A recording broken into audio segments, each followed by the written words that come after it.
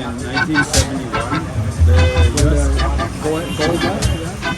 the government took the dollar off the gold standard, and then they started this fiat currency. Fiat currency means based on nothing. And it seems to be that this was also a CIA operation to employ mathematics that drive markets using longing and shorting. Like basically longing and using leverage to short markets, so you can actually make money when the market drops. So I believe that this was a CIA operation to take the dollar off the gold standard and drive it using this mathematics that I've been studying. And so if the CIA was behind the 1971 gold standard switch to fiat currency, it would make sense that the CIA is also behind Bitcoin. The CIA is behind the markets. What's the math driving these markets? CIA, Central Intelligence Agency. Who's behind the stock market? You think it's the central bank, the CIA.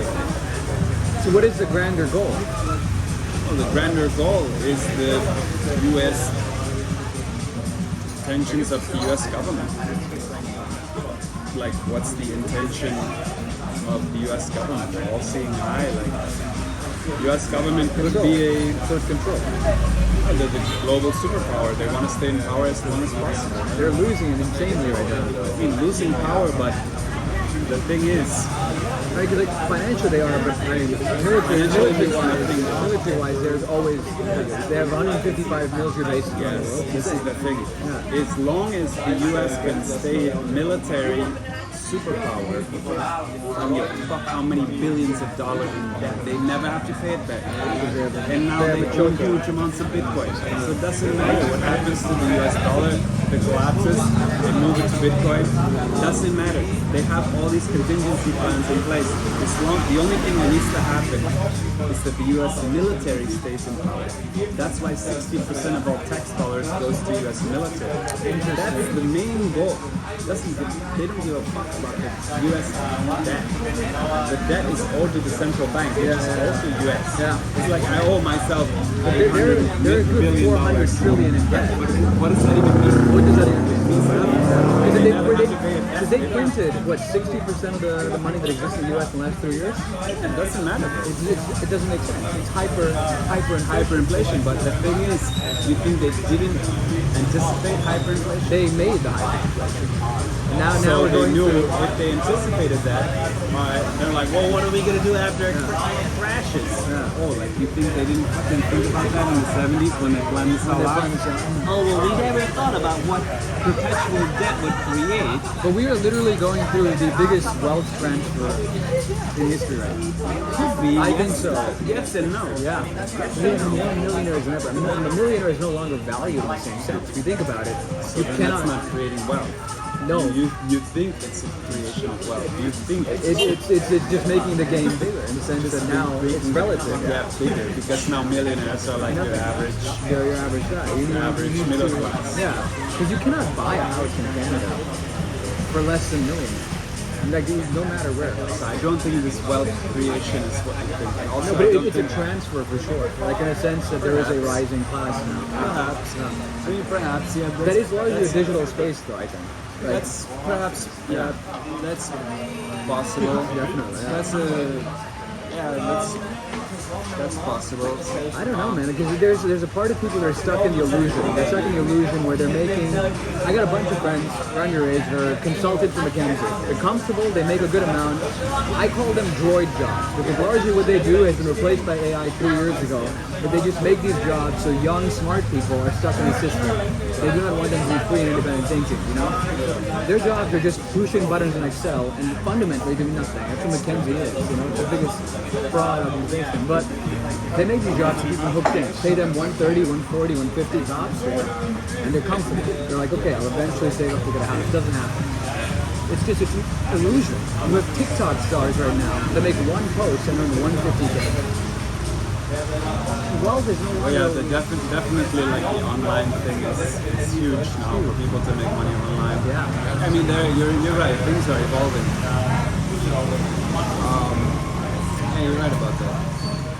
It's just where we want it to go, you know?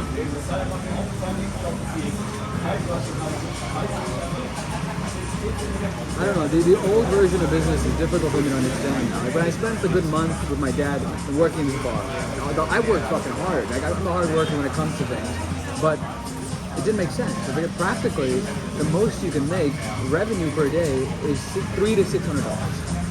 Okay, then you have a 60% margin. It's not much. It's ridiculous. Like you're not actually earning that much. So I think that now with us basically figuring out the algorithm to the casino, because that's all the stock market is. It looks random, but there's a calculation to the there is a math to the game, and the CIA must have anticipated what's going to happen after a perpetual check system comes to an end. They, of course, they're smart enough to know this. They're smart enough to create fucking NASA and go to the moon and all, whatever. And they're smart enough to create markets, they're smart enough to create Bitcoin and create fucking Lockheed Martin supersonic jet fighters. Yeah. You don't think that they could do simple math and figure out, well, what happens when the debt ceiling gets to a point where it's not sustainable? Yeah. So it seems to be logical that they would have created a purely digital currency system to update or replace the fiat paper money system. Yeah. When the internet was incepted. With the inception of the internet, it seems like that would be one of the main topics that the government would sit down and talk about, like at the round table. It's like, all right, well, what can we do with this internet thing? Well, you don't think banking would come up with it? Yeah, That's basically what it is. The real definition of the Bitcoin is a messaging app. It's a self-auditing messaging app. If you want to understand cryptocurrency and what it is, it's basically a self-auditing messenger app that keeps track of how much money is in each wallet. Yeah. And it has to be transparent to see if it works. So that means that the all-seeing eye, Big Brother, can see who has what money in every account, which is perfect. The system is perfect for a government to control. Like Bitcoin, like the creators of Bitcoin or anyone you can see publicly how much money is in each wallet. Yes. It's just a matter of requiring people to declare their wallet and put a name under it. Okay. For them to use, like, you can't use unregistered wallets for payment anywhere. That's how they force people to register their wallets and show, like, you can't live at a private address anymore. You have to declare whose address it is. Interesting. Or else it gets confiscated or something. Interesting. Huh? Like there's a way to control it. And the reason why it's transparent is because if you created a system like this, the only way to know if it works is to make it transparent. Otherwise, you wouldn't know if the math is working correctly. So they had to make it transparent to check if it's working properly.